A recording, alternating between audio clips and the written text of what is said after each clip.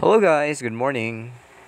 Eto, samahan niyo akong gumawa ng pansit canton with chicken sukiyaki toppings. So, ayun, i-toast lang natin muna yung sesame seeds and then ilagay na natin yung pork sukiyaki na cut. Niluto lang yan sa may Worcestershire sauce, soy sauce, oyster sauce, and then pinakuluan lang saglit, then inalis. Then binalik sa pan with sibuyas and toasted sesame seeds. Pag luto na, tanggalin natin ulit.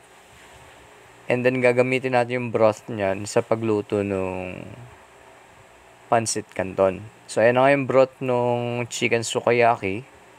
Lutuin natin yung pancit canton. Sa pagkaluto ng pancit canton, i-toppings natin yung mixed vegetable natin, yung stir-fried vegetable natin, and then i-toppings na rin natin yung pork sukiyaki natin. Actually, yung sukiyaki guys, ulam na yan, di ba? Kaya lang naisip ko lang i-toppings sa pancit canton para maiba lang. So, yun lang guys, pancit canton with pork sukiyaki